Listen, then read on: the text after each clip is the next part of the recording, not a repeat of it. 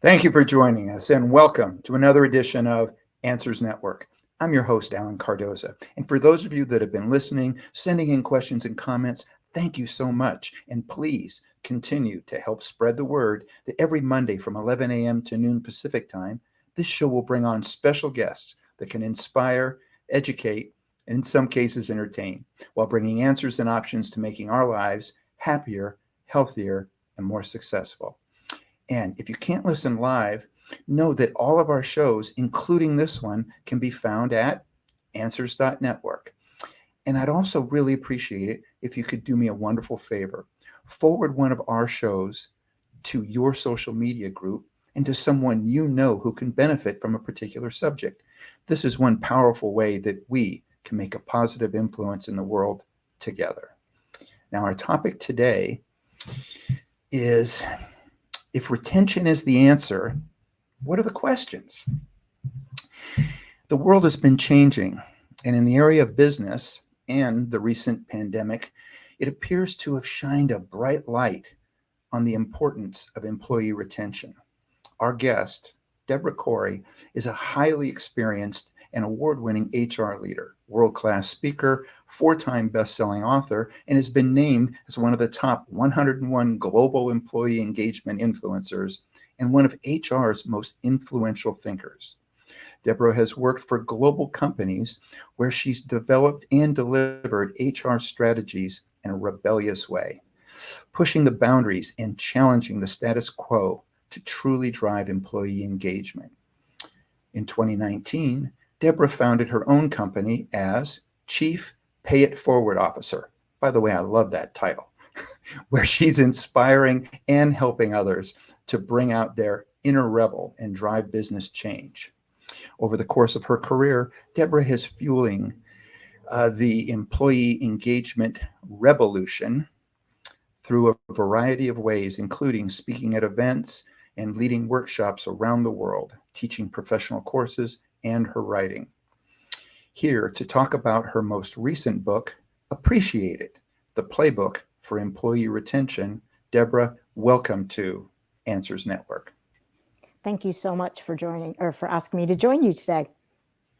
Well, it is my pleasure, and I appreciate the fact that you rushed through your, well, maybe not your morning. I'm saying, what country are you in right now? So I live in the UK. So Yes. it is, yeah, we are, it's 7 o'clock at night. So if my brain isn't as quick as yours today, I apologize. And I was in London today. So yeah, I rushed off the train. I was looking forward to joining you today. Well, again, it's my pleasure. So I talked a little bit about in the introduction about what you've done, but what inspired you to then decide to write a book about this particular subject? So it's interesting. I've written 5 books, 5 books in 5 years. I'm a bit mad. Wow. And my whole idea about when is the right time to write a book is when I see that there's a problem, which I'm sure we'll talk more about the problem. If I have a solution, so it's all well and good to, if there's a problem, but if I have something that I've been telling people and helping people over and over again, it's like, okay, that's a book. And also, I had written a book earlier last year on recognition and appreciation for people like me in HR. And every time I did a session with managers, they're like, oh, can you write something for us? We need something. So long story short, those are the 3 reasons why I decided to write this book at this point in time. Well, it was interesting to me that on my drive here into the studio, I was listening to a sports station where the host made an interesting comment about a coach who questioned a player's loyalty, and he questioned it publicly. And the host said, I wonder if the coach looked in the mirror first. If you have not been showing loyalty to your players, how can you expect them to do so for you? And I heard that, and I pulled over and then dictated it into my phone so that I would remember it, because I thought, what a perfect example of what your book is about. Talk about that. Absolutely. And, that's so basic. And I was in London today doing a workshop with a bunch of HR apprentices. So, just entering the workforce. They're still going to college, university. And when I asked them why they thought it was important for their employers to recognize them, one of the first things they said is, it shows, it shows me that my employer, my company, my manager cares about me, and that they actually see me. And that's very true to what you said about the coach. If you're not, as a coach, showing your players that you see them, you value them, then, using the basketball analogy, why would I run as fast as I can, get hit in the elbow by the other players, and give my all for my coach and for my team? I'm not going to do it. Sure. That makes perfect sense. Now, one of the things that I like in most any book where we're gathering information is the science behind it, because I get so many people that say, yeah, okay, well, this is this person's opinion or that person's opinion. Share a little bit about the science behind employee retention, because I love the fact that you had things and you backed them up in there. Absolutely. And it's interesting because I always talk about the math and the science. So I'm going to take a step back, because I probably didn't share enough about the problem. But if you look at the math behind the problem with recognition, it's things like 7 out of 10 people said that in the last year, nobody has thanked them. So like these coaches out there who aren't thanking people. About half of the people said that even if they are being thanked, it's meaningless and it's an empty gesture. It's like someone passing you in the hallway going, yeah, thanks. And then the one that's really scary, which goes back to what you said at the very beginning in the introduction, is that about 8 out of 10 people said the main reason why they decided to leave their company was actually a lack of appreciation. So that's the problem. That's the math. And then the science, and I love the science behind things. I love thinking about how the brain works. And the great thing about recognition is that, and think about this next time someone thanks you. When somebody thanks you, you genuinely feel appreciated. These chemicals are going off in your brain. It's your hippocampus. I can never say it. And it's that part of your brain that has emotions, and it makes you have those feelings. And it also has a lot to do with your memory. So happiness chemicals are released every single time that you're recognized, and they make you feel great. I always make the joke that my husband, who's about 6'4", he's from Texas, and he came in and told me how he was in the office all day, and he came back and he said, I was so excited. I got named the employee of the month or whatever, something like that. He said, I basically just skipped through the hallways, all day long, skipping down the hallways, floating. A 6'4" guy from Texas skipping and floating down the hallways. Those chemicals are absolutely being released. And the last part of it is, the good thing is, those happiness chemicals are the same ones that are released when you eat chocolate, and there's no calories in recognition. So there you go, win-win. Well, and when you talk to him, tell him I love the fact that he still skips, and I probably could guess that he might still ride shopping carts in the parking lot. And if so, I'm right there with him. I was just about to say, is that what you do? When no one's looking, that's what you do. There you go. Those are happiness chemicals, I'm sure. You're probably making lots of fun noises as you do it. Yep. So we have a comment that's coming in, and again, I want to take the time to thank those that take the time to send in a comment. Some of which do it ahead of time because they're working at this particular time that the show is live, and we get a lot from teachers. And this first one is from a teacher. It says, "I know this book is about business primarily, but as a teacher for over 20 years." In all grade levels, my comment is that I believe the most important character molding values are disappearing in today's family. I see a very significant difference between students who have strong appreciation models in place at their home and those that do not. These children are happier, much more attentive, and so much easier to teach. Unfortunately, there appears to be fewer of them in our schools. I look forward to reading your book. We need more of this discussion. What are some of the traits you write about in your book that can help to build stronger families? And this is from Louisa in Nevada.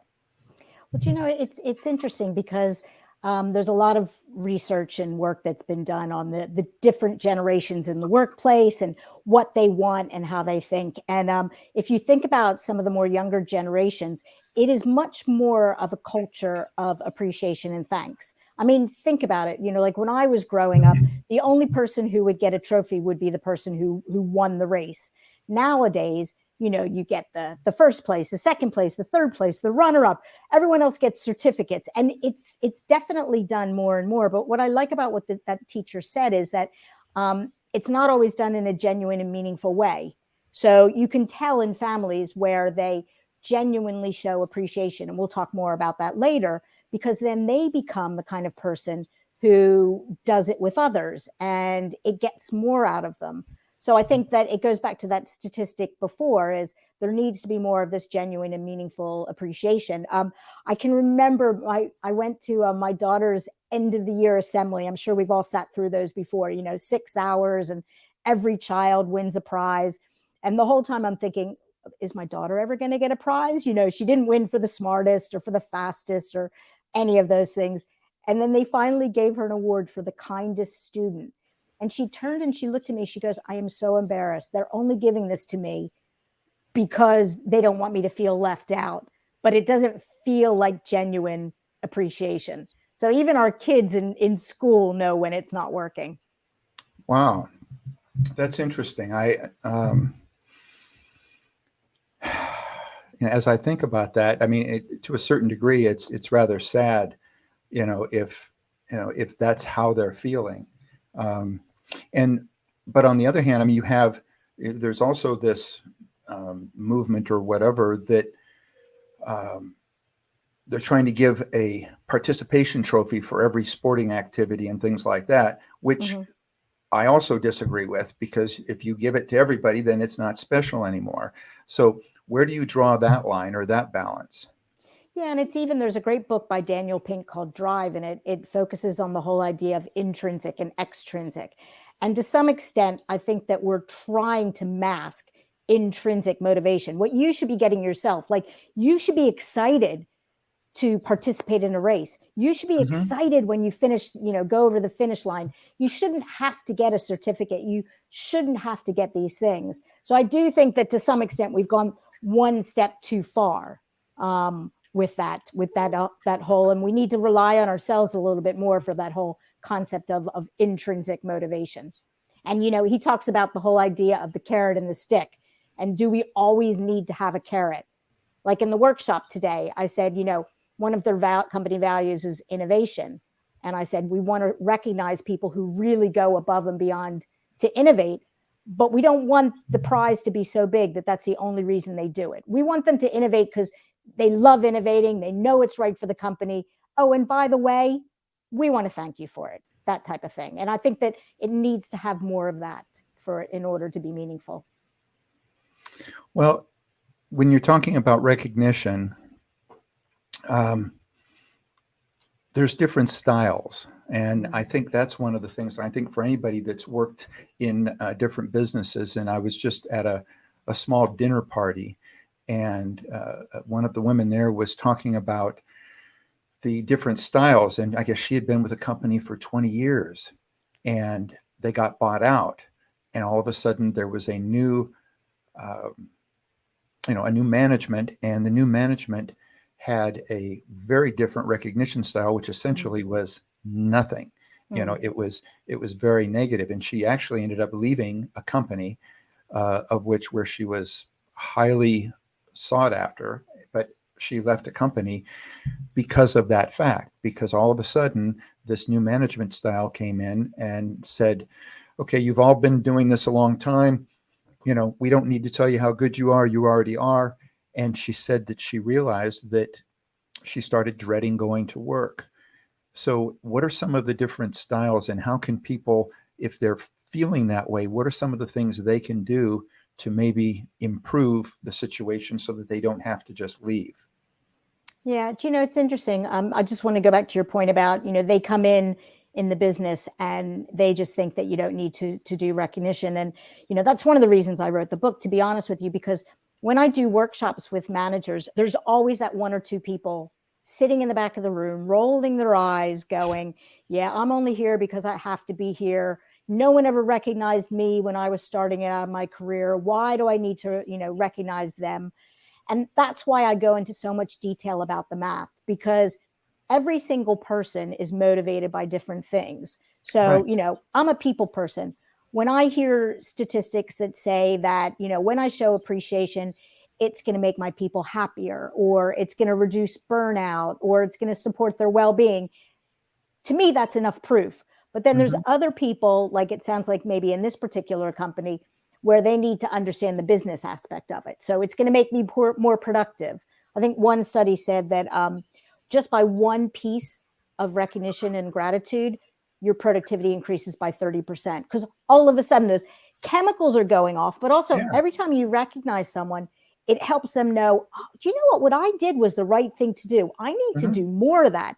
And I'm going to be more productive when I do that.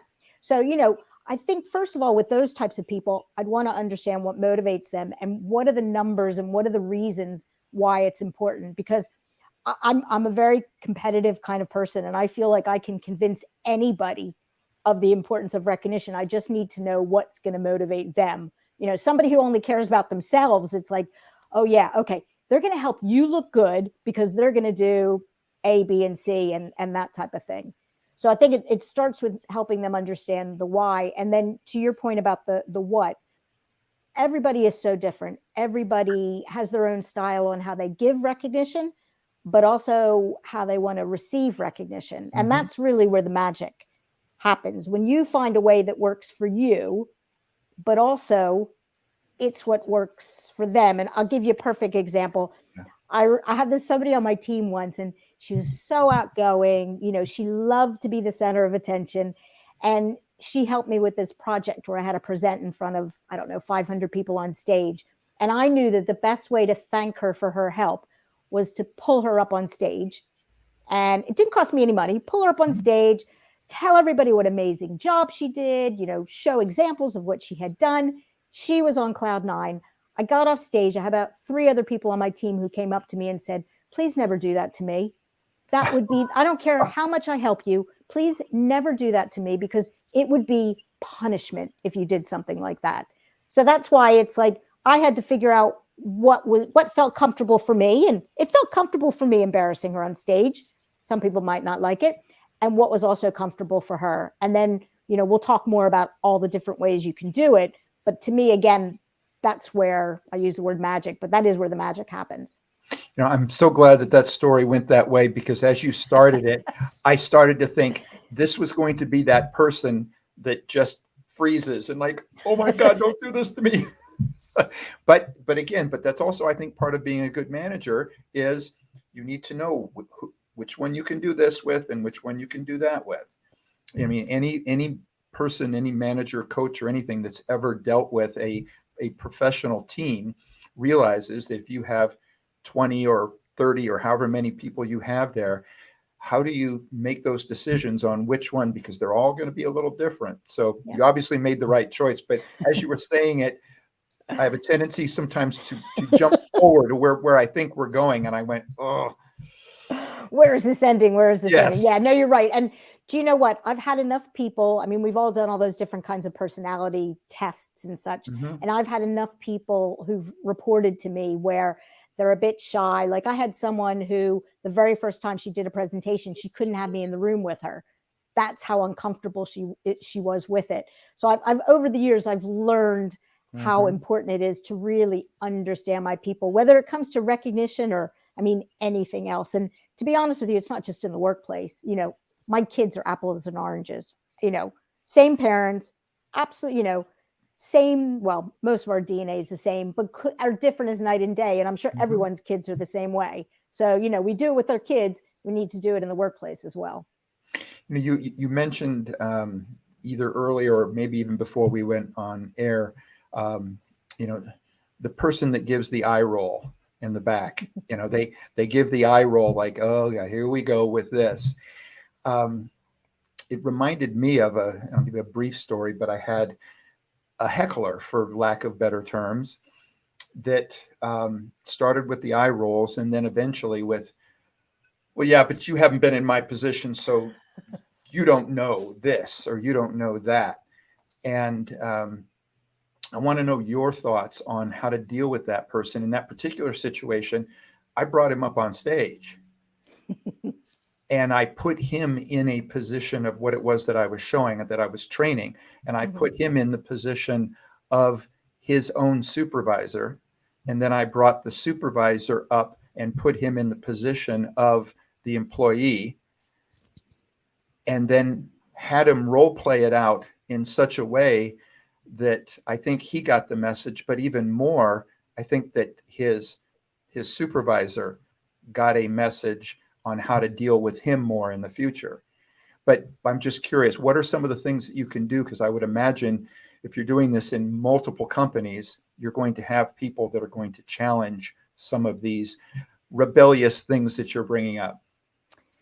Yeah, I mean, I'm a firm believer that you have to start with understanding why. I mentioned it before. So, why are they so resistant? Did something happen? Maybe they had a situation before where it didn't go well, and all of a sudden they're like, no, no, no, no, like petrified of it. So, I think it's starting with that idea of why, putting yourself in their shoes so you can Mm-hmm. understand it. But what I love about your story is that you then put your employee in your shoes, Yeah. and I think that's brilliant. I mean, that's not necessarily recognition.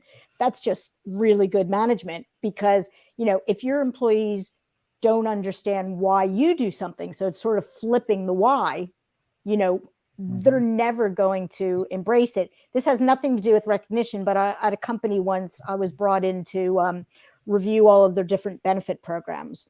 Yeah. And at the end, I decided that their most favorite benefit that everyone had just didn't make sense. It didn't align with the culture. It didn't align with our values. We were spending too much money on 5% of our employees. So I got rid of it. Mm-hmm. But the reason they didn't roll their eyes when I told them is I explained why. I said, I could spend this amount of money on 5% of employees, or I could take this money and every single employee would get the benefit. I said, I haven't made up my mind what to do yet. What would you like me to do? And I love it. same idea of what you did. I put them in my shoes and I made them the decision maker. And it was funny because the benefit I got rid of was it was a staff lottery. So every month people could win. I think it was like one person won $1,000, another 500, and a couple people won 100. I think 10 people won 100. So that's a fair amount of money, and we were rewarding luck. I mean, that's Right. what you were getting. You were getting money for luck.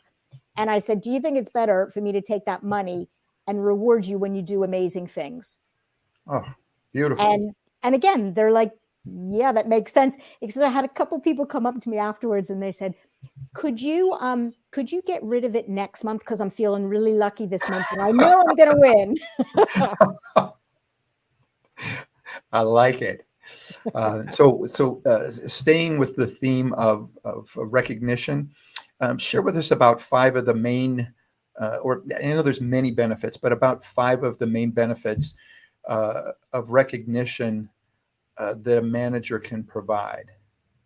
Yeah, I mean, the great thing about recognition is it has such an impact to the business. I talked before about things like, it improves productivity, it improves sales, it improves, burnout, turnover. But from a manager perspective, just that manager spending the time to do it, things like it can improve your relationship, which is a no-brainer. Because if you think about it, if you're spending the time and putting in the effort to recognize someone, of course you're going to have a stronger relationship. Think of any of your friends. You've got a Mm-hmm. relationship with that person because it's give and take. So that's one. Related to that one, trust. You trust the person more because you have that stronger relationship. We talked about happiness. It improves morale. I think one Mm-hmm. study said 70% of people said that they would be more motivated and higher morale if their manager would simply thank them a bit more. Um, Business results directly related to the manager. So one study said that companies are 9 times more likely to have strong business results if their managers do it. I mean, I'm a firm believer that everybody should recognize everyone, but Mm-hmm. there's something about getting it from your manager or your manager's manager. I Yeah. mean, can you imagine your manager's manager thanking you? My 6'4" husband wouldn't just be skipping; he'd be doing cartwheels when something like that happened. And then the last one is that you're more likely to recognize someone else. So if your manager recognizes you, they're role modeling it, and then you go and you pay it forward, going back to my job title, you pay it forward and you make someone else feel great. How wonderful is that? So yeah, those are just a couple of the benefits of it. I love that. And as I said, I think in whatever my next job is going to be, I think I'm going to assign myself that title because I think it's beautiful. That's what's good about when you start your own company. You can just call yourself whatever you want. Yep. Now, I was putting myself in your position, and I was thinking, okay, you're going into these businesses, many of which have traditional methods. You're being brought in or hired by possibly somebody who set these traditional methods. How do you explain to them that those that they're using have maybe already fallen flat, and that it's time to move on? How do you get them to go to that next level? Because at some point in times, I know that I've done things before where I started talking about how you can make something better, not realizing that the person that I was speaking to was the one that wrote it. Yeah.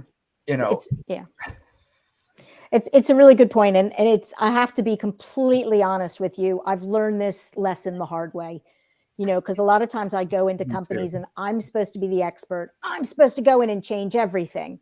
And then you're right. I walk all over people and I wonder why no one's talking to me. So I've learned to respect what people have done and go back to that idea of why did they do it? If you hear a bell right now, the ice cream truck just pulled up in front of my house. So if you can hear, would you like anything? Orange sickle? Yeah, well, I do live in the UK, so they've got different flavors on their ice cream. But yeah, the ice cream truck is right in front of my house. Anyway, so it's trying to understand why they did it, what they were trying to do, so that I can show them the respect that they deserve. Because, I'm sure there were reasons for doing it, and I'm sure that I can learn from what they did.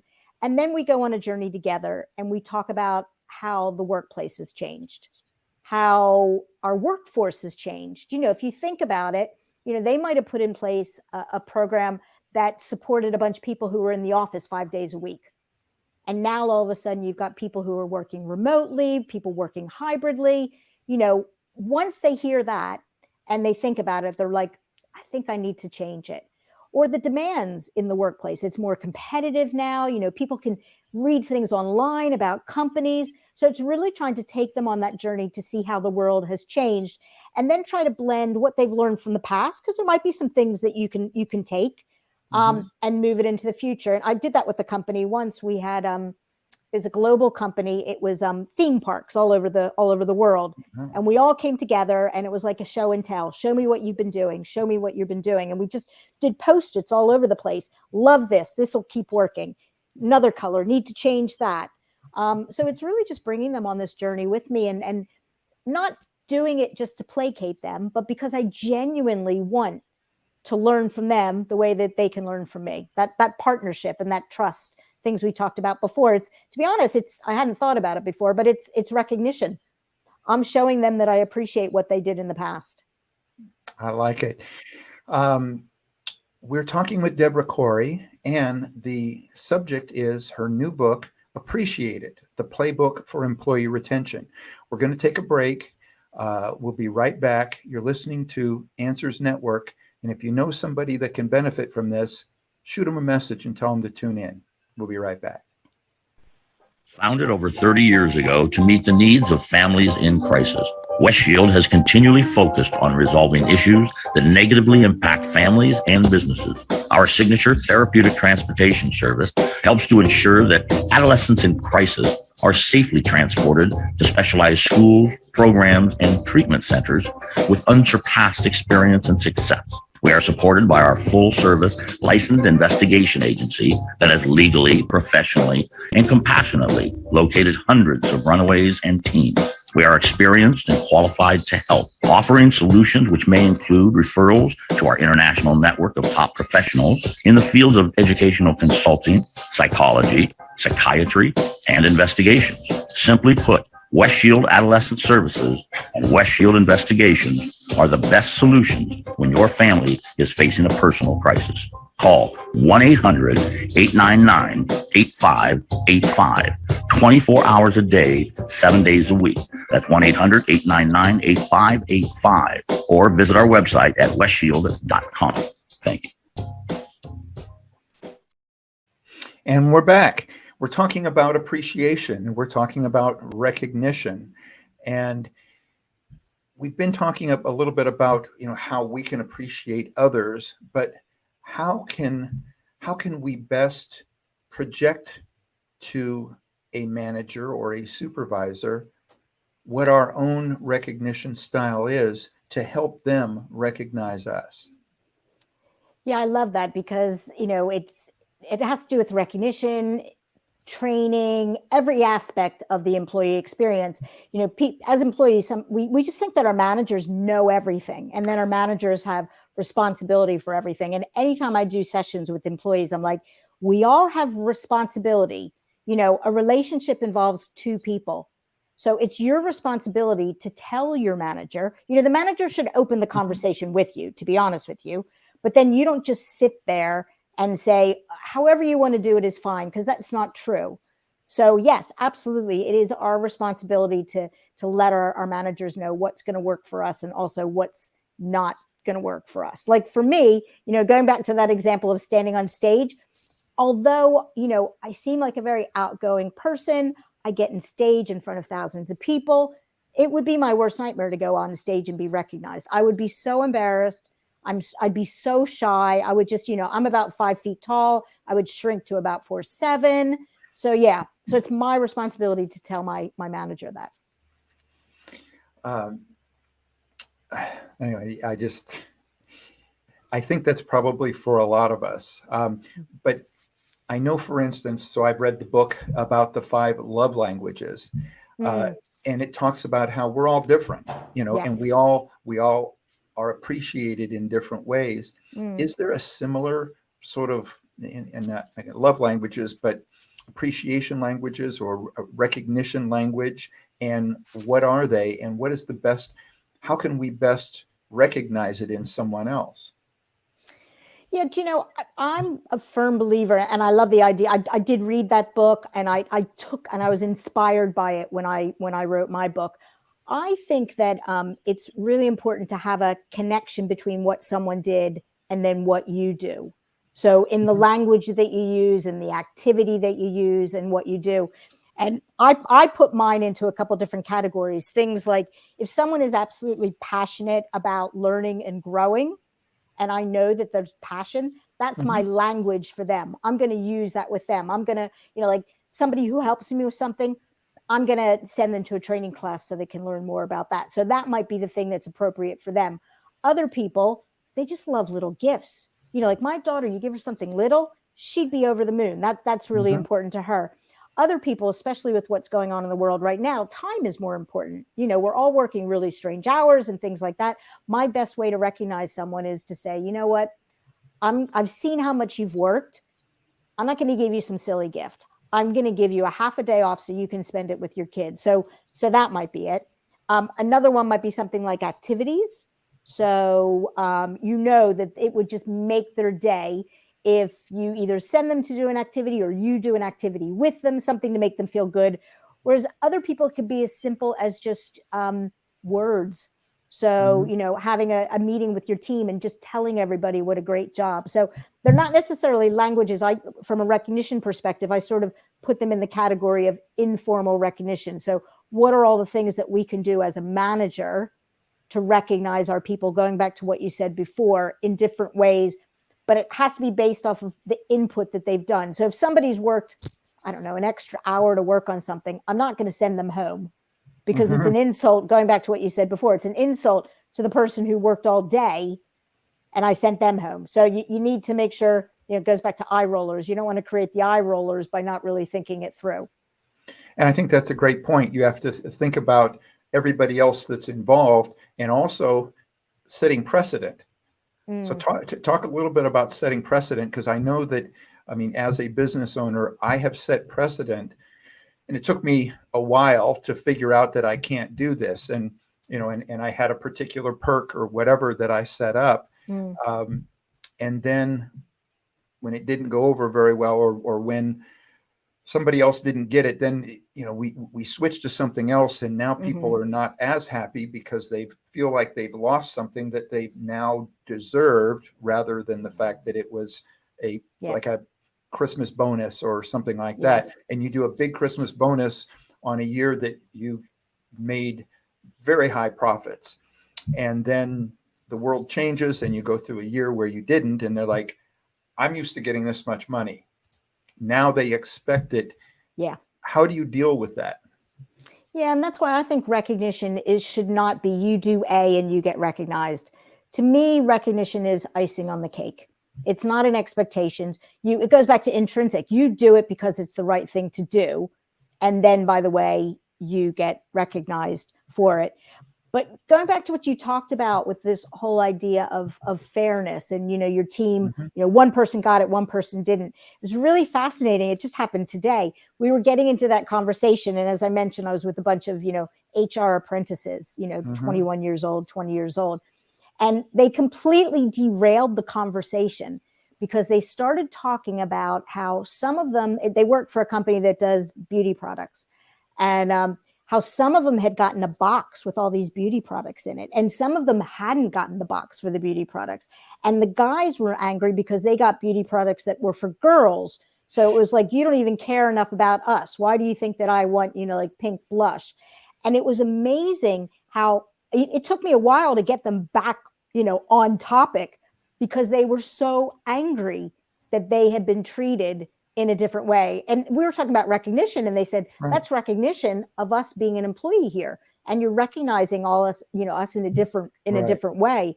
So we shouldn't underestimate how much things like that happen. I mentioned the eye rollers, and it's my technical term for what happens when, you really piss everybody else off. And I can remember I got rid of a recognition program at my company because it was a quarterly recognition program. And I remember 2 quarters in a row, I'd sit there, and every month it was the same people who won. And every month I'd just look around the room, and there'd be people rolling their eyes, whispering, oh, it's that person again. They win it every time. And I thought, is this working or not working? And in situations like that, I'd pull the plug on it, and I'd explain it to people. I said to them, you know what, until we can figure out a way that gives everyone an equal opportunity, I talk about equal opportunity approach to appreciation, then we're not going to do anything. It's all being about open and honest and what you can do and what you can't do. Well, you bring up a great point. But now let's play devil's advocate for a bit. Now what happens to those people that feel like they worked harder to reach that goal, or whatever it was that put them in the running to get this? And now there can be some resentment towards the other employees because they're now not getting anything because the other employees didn't take it seriously. Well, I did put something else in. So you are right. Yeah. It's like when you punish, I talk about in one of my other books, how we come up with policies for the 5% of people who are going to abuse it. And we shouldn't put them in place for that. So you're right. You don't want to punish people for those types of things, but you need to find ways to recognize people for different levels of contributions. And I'll give you another example. I did a presentation again, and I spent weeks working on this. Another person spent weeks working on it with me. Another person came in a little bit early to set up the room, and then 3 people stood there and handed out flyers. And at the end, someone got on stage and thanked us all equally.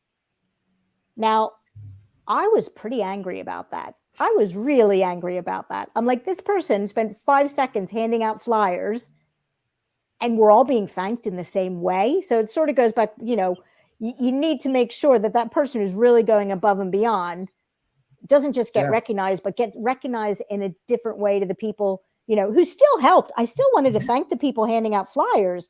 They took time out of their day to do it. Thank you for that. Yeah, makes perfect sense. What about the difference based on their field or their position? And so the first part of this, based on their field, say you're going in and it's a hospital and you're dealing with the nursing staff of 200 nurses. Now, from a recognition standpoint, I would think that you're focusing more on, these are people who are probably going to feel better about when it's acknowledged how great a job they've done in helping other people, because that would more than likely be their passion. But how do you make the difference and go, okay, for this field, we're going to focus in this direction, whereas you have another company that has a assembly line and they make widgets. There's probably going to be a different approach. What are some of the different approaches you would look at in comparing those two situations? Well, I mean, each company is different, and hopefully, my book Before Recognition was on company values. Hopefully everyone has company values that reflect exactly what you're talking about. So if you look at the company values of a hospital, they're going to have ones about, caring, nurturing, those types of things. You look at a manufacturing and it's going to be about efficiency, productivity, and those types of things. So if you've spent the time to come up with values, that's what you should be recognizing against, because in that way, it's going to drive the actions and behaviors that are important to your people. That's why they joined your company. And it'll also make sure that they're focusing on the things that are important to do. In the conversation today, I keep bringing it up, but we talked about, yes, we want to recognize against our values. And one person said, well, we also have this initiative this year, which is about simplicity. And everyone has this focus on simplicity in all aspects of our jobs. I'm like, perfect. Let's recognize it. Let's highlight, let's spotlight all the great things that people are doing. And that fits that company. Whereas to your point with widgets, great. Let's highlight when someone's done an amazing thing when it comes to, I used to work in a distribution center, when you're changing the flow of how you pack things, and it really makes a difference. And you've saved 2 seconds on what you've done. That's important in a manufacturing. I'm in HR. Saving 2 seconds isn't really something I should be recognized on. But I get it. Yes. And what you're saying is they've increased the overall productivity of everything by innovating one small area of it and draw recognition. It makes perfect sense. But be careful, because I remember this isn't recognition, it's incentives. But I remember a company, they wanted me to look at their incentive program, and I spent the day with one of their delivery drivers, and I basically kissed the floor in the warehouse when I got back, because all of his incentives and bonuses and recognitions were based off of how fast he could deliver everything. Wow. We're like whipping around corners, going through red lights. I was like so happy I was alive at the end. So yeah, make sure you're focusing on the right actions and behaviors and not ones that put your life at risk. Yeah, I have this vision of, okay, we got it done faster than anybody. We did lose 6 packages that went flying out the back of the truck, but oh well. Absolutely. Yeah. So we have another question or comment that has come in. I'm looking, we have about 6 minutes. It says, there appears to be an effort by the U.S. government in conjunction with major businesses to put the small business owners out of business. Do you agree with this statement? And if so, what can we, parentheses, the small business owners, do to stop this trend? And if you don't agree, please share why and what I may be missing in the discussion of this subject. And it's from Robert in San Anselmo, California. Ooh, do you know, Robert, I'm pretty good at answering most questions, but I'm a firm believer if I'm not an expert and I don't have information on it, I shouldn't answer it, because I don't live in the US and I'm not a small business. So I'm going to just say I'm not an expert. However, I do have an opinion on everything. Okay. So, and my brother-in-law used to run a small business in the US. And I didn't know, I don't know how much of what's going on about trying to get small businesses out.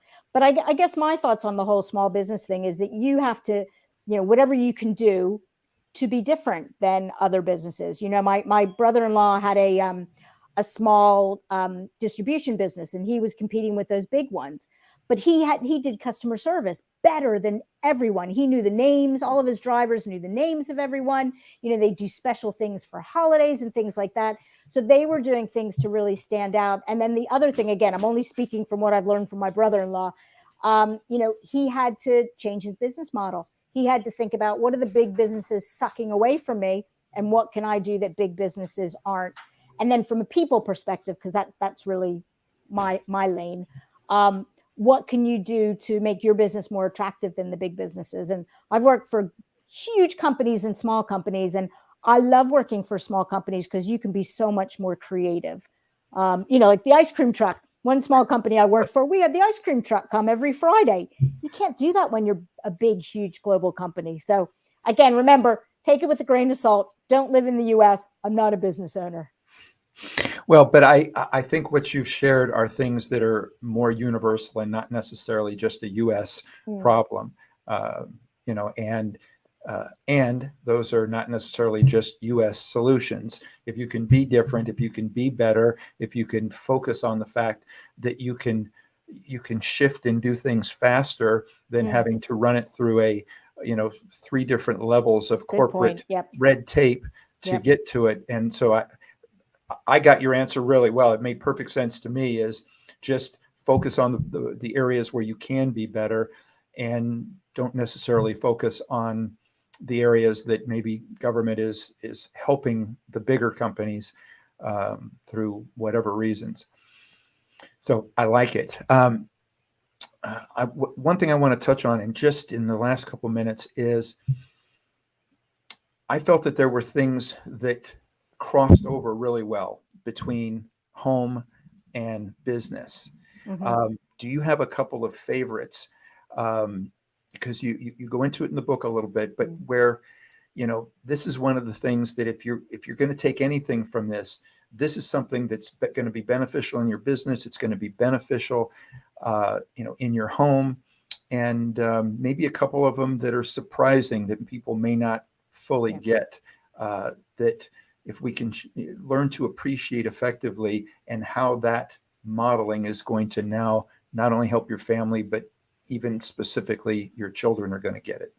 Yeah, and you are right. It crosses over. I did a lecture at a college the other day, and one of the students at the end said, I asked for examples of when they thank someone, and he talked about how he thanked his father for lending him money. He goes, "Oh, thank you so much for teaching me how to thank him effectively, because now I'll thank him and he'll lend me more money." So you're right. It does cross over.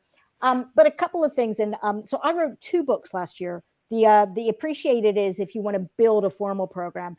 And then the one for managers is called See It, Say It, Appreciate It. And I only say that because that title itself I came up with, because it's something that I think we need, that mantra, whether we're at work, at home, in that it's really simple. You see it, look for opportunities. I think that's the biggest problem, is we spend so much time focusing on the negative. If we can see it and look for those positive, wonderful things that are happening, that would make such a huge difference. And then say it. Do things that we spoke about before, say it in ways, do it in ways that are going to make a difference, and then appreciate it so that you can deliver the feeling of appreciation. And that's where I think we make a lot of mistakes. We focus so much on the operational side. I'm going to buy 500 gifts and I'm going to give them to everybody. And we don't think about how it makes people feel. So if there's one thing you could remember, just in your mind, see it, say it, appreciate it, with which actually, being in the UK, that's actually the phrase that is hanging up on all the signs in the train stations, which is, it's see it, say it, sort it, where you see it, you see someone doing something wrong, you tell someone and they'll sort it out. I don't want you to hand it over to someone else. I want you to own it. I want you to see it and say it and appreciate it. I love that. And as you were saying it, the thought that came to my mind as it relates as much to family is this concept of, I know they know I appreciate them.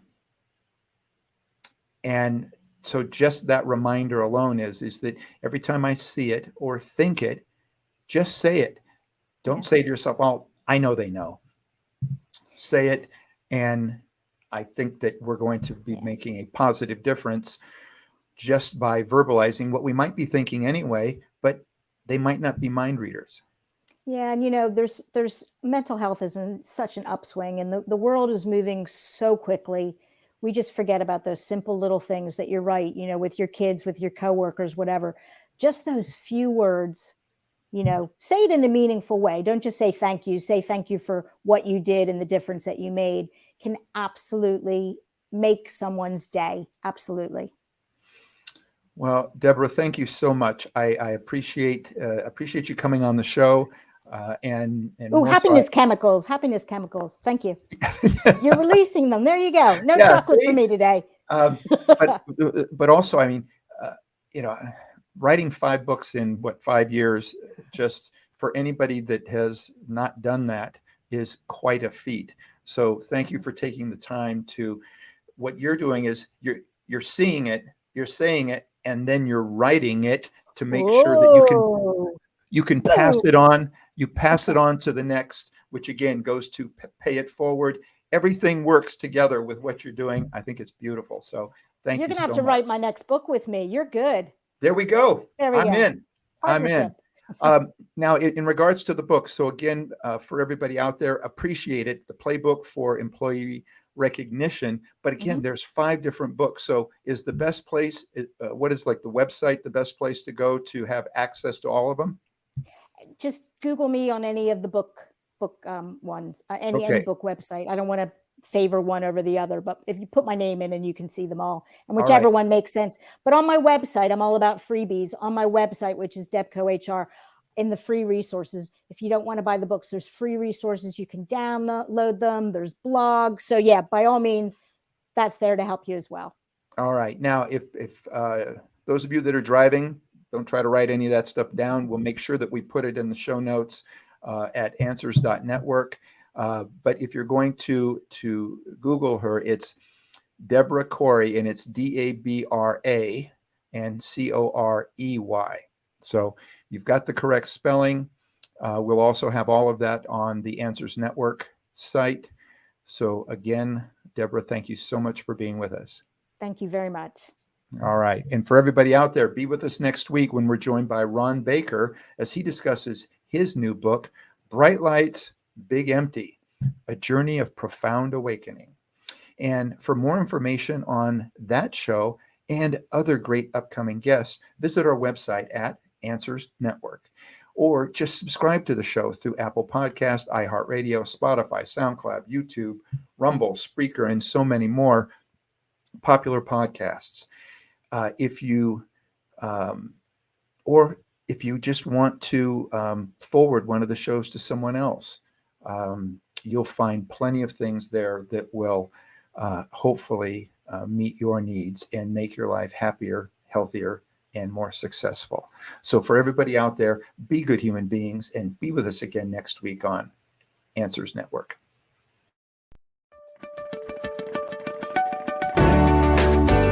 You're listening to Answers Network with Alan Cardoza, only on LA Talk Radio.